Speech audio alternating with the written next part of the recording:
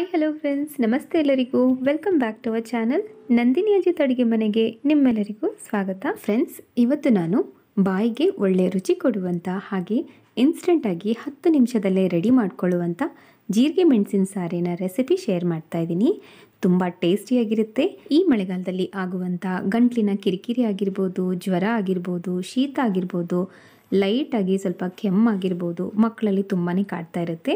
So ಈ ಒಂದು ರಸಮ್ನ ನೀವು ಖಂಡಿತ ಟ್ರೈ ಮಾಡ್ಬೋದು. ಸೊ ಬನ್ನಿ ಈ ಜೀರಿಗೆ ಮೆಣಸಿನ ಸಾರನ್ನ ಹೇಗೆ ಮಾಡೋದಂತ ನೋಡ್ಕೊಂಡು ಬರೋಣ. ಮೊದಲಿಗೆ ನಮಗೆ ಈ ಸಾರು ಮಾಡೋದಕ್ಕೆ ಹುಣಸೆ ಹುಳಿ ಬೇಕಾಗುತ್ತೆ. ನಾನು ನಿಂಬೆ ಹಣ್ಣಿನ ಗಾತ್ರದಷ್ಟು ಹುಣಸೆ ಹುಳಿನ ತೊಗೊಂಡು ಬಿಸಿನೀರಲ್ಲಿ ನೆನೆಸಿಟ್ಕೊಂಡಿದ್ದೀನಿ. ಇದರಿಂದ ನಮಗೆ ಫಾಸ್ಟಾಗಿ ಹುಣಸೆ ಹುಳಿ ರೆಡಿ ಆಗುತ್ತೆ. ಹುಣಸೆ ಹಣ್ಣನ್ನು ಚೆನ್ನಾಗಿ ಕಿವುಚ್ಬಿಟ್ಟು ಅದರಲ್ಲಿ ನಿಮಗೆ ಎಷ್ಟು ಬೇಕೋ ಅಷ್ಟು ನೀರನ್ನು ಹಾಕ್ಕೊಂಡು ನೀಟಾಗಿ ನೀರನ್ನು ರೆಡಿ ಮಾಡ್ಕೊಳ್ಳಿ.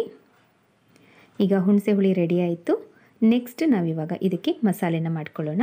ಇಲ್ಲಿ ಒಂದು ಕುಟಾಣಿ ತೊಗೊಂಡು ಅದರಲ್ಲಿ 1 ಟೇಬಲ್ ಸ್ಪೂನಷ್ಟು ಜೀರಿಗೆ, 1 ಟೇಬಲ್ ಸ್ಪೂನಷ್ಟು ಕಾಳುಮೆಣಸು, ಹಾಗೆ 1/4 ಚಮಚದಷ್ಟು ಅಂದರೆ ಒಂದು 20ರಿಂದ 25 ಮೆಂತ್ಯ ಕಾಳನ್ನ ಹಾಕ್ಕೊಳ್ತಾ ಇದ್ದೀನಿ. ಈಗ ಇದನ್ನು ಸ್ವಲ್ಪ ಕುಟ್ಕೊಂಡು ಬರೋಣ. ನೀವು ಇದನ್ನು ನುಣ್ಣಗೇನು ಪುಡಿ ಮಾಡಬೇಕಾಗಿಲ್ಲ, ಔಳ್ಚೋಳಾಗಿ ಮಾಡಿದ್ರೆ ಸಾಕು. ನೋಡಿ, ಈ ರೀತಿಯಲ್ಲಿದ್ದರೆ ಸಾಕು. ಇದನ್ನು ಪ್ಲೇಟಲ್ಲಿ ತೆಗೆದುಬಿಟ್ಟು ಒಂದು ದೊಡ್ಡ ಗಡ್ಡೆಯಷ್ಟು ಬೆಳ್ಳುಳ್ಳಿ ಹೆಸಳನ್ನ ಜಜ್ಕೋಬೇಕು. ಈ ರೀತಿ ಜಜ್ಜಿಟ್ಕೊಳ್ಬೇಕು. ಈಗ ನಮ್ಮ ಮಸಾಲೆ ರೆಡಿ ಆಯಿತು. ಬೆಳ್ಳುಳ್ಳಿ, ಹುಣಸೆ ಹುಳಿ ಎಲ್ಲನೂ ರೆಡಿ ಆಯಿತು. ನೆಕ್ಸ್ಟ್ ಇವಾಗ ಒಂದು ಪಾತ್ರೆನ ಇಟ್ಕೊಳ್ಳೋಣ. ಅದರಲ್ಲಿ 1/4 ಚಮಚದಷ್ಟು ಎಣ್ಣೆನ ಹಾಕ್ಕೊಳ್ಳೋಣ. ನೀವು ಬೇಕಿದ್ದರೆ ತುಪ್ಪದಲ್ಲಿ ಮಾಡ್ಬೋದು. ಈಗ ನಾನು ಸಾಸಿವೆ ಜೀರಿಗೆ ಹಾಕ್ತಾಯಿಲ್ಲ, ಇದಕ್ಕೆ ಕೇವಲ ಬೆಳ್ಳುಳ್ಳಿ ಹಾಗೆ ಹಸಿರು ಮೆಣಸಿನ್ಕಾಯಿನ ಹಾಕಿಬಿಟ್ಟು ಎಣ್ಣೆಯಲ್ಲಿ ಫ್ರೈ ಮಾಡ್ಕೊಳ್ತಾ ಇದ್ದೀನಿ. ಜಾಸ್ತಿ ಬೆಳ್ಳುಳ್ಳಿನ ಫ್ರೈ ಮಾಡಬಾರ್ದು, ಸ್ವಲ್ಪ ಹಸಿಯಾಗಿ ಇರಬೇಕು. ಈಗ ಸ್ವಲ್ಪ ಹೊತ್ತು ಆದಮೇಲೆ ನಮಗೆ ಈ ರೀತಿ ಲೈಟಾಗಿ ಕಲರ್ ಚೇಂಜ್ ಆದಮೇಲೆ ಬೆಳ್ಳುಳ್ಳಿದು ಇದರಲ್ಲಿ ಅರಿಶಿನ ಹಾಕ್ಕೊಳ್ಬೇಕು. ಅರಿಶಿನ ಹಾಕಿದ ತಕ್ಷಣವೇ ನೀವು ಹುಣಸೆ ಹುಳಿನ ಸೇರಿಸ್ಬಿಡಿ. ಅರಿಶಿನ ಸ್ವಲ್ಪ ಹೊತ್ತು ಎಣ್ಣೆಯಲ್ಲಿ ಚೆನ್ನಾಗಿ ಈ ರೀತಿಯಲ್ಲಿ ಫ್ರೈ ಮಾಡಬೇಕು. ಆವಾಗ ಸ್ವಲ್ಪ ಇದು ಚೆನ್ನಾಗಿ ಘಮ ಕೂಡ ಬರುತ್ತೆ, ಕಲರ್ ಕೂಡ ಒಳ್ಳೆ ಬರುತ್ತೆ. ಇವಾಗ ನಾವು ಇದರಲ್ಲಿ ಹುಣಸೆ ನೀರನ್ನು ಏನು ಪ್ರಿಪೇರ್ ಮಾಡ್ಕೊಂಡಿದ್ದೀವಿ ಅದನ್ನು ಸೇರಿಸ್ಕೊಳ್ಳೋಣ. ಇವಾಗ ನಾವು ಇದರಲ್ಲಿ ರುಚಿಗೆ ತಕ್ಕಷ್ಟು ಉಪ್ಪನ್ನು ಹಾಕ್ಕೊಳ್ಳೋಣ. ಕಲ್ಲುಪ್ಪು ಯೂಸ್ ಮಾಡಿ, ತುಂಬ ಚೆನ್ನಾಗಿರುತ್ತೆ. ಇವಾಗ ನಾವು ಫ್ರೆಶ್ ಆಗಿ ಕುಟ್ಟಿಟ್ಕೊಂಡಿರುವಂಥ ಮಸಾಲೆನ ಹಾಕ್ಕೊಳ್ಳೋಣ. ಹಾಗೆ ಇದರಲ್ಲಿ ನಾವು ಕರಿಬೇವು, ಹಸಿ ಕರಿಬೇವು ಹಾಕ್ಕೊಳ್ಳಿ, ಕಡ್ಡಿ ಸಮೇತವಾಗಿ ಹಾಕ್ಕೊಳ್ಳಿ. ನಂತರ ಕೊತ್ತಂಬರಿ ಸೊಪ್ಪು ಕೂಡ ಹಾಕ್ಕೊಳ್ಳಿ. ಎಳೆಯ ಕಡ್ಡಿ ಇರುವ ಹಾಗೆ ನೋಡ್ಕೊಂಡು ಹಾಕ್ಕೊಳ್ಳಿ.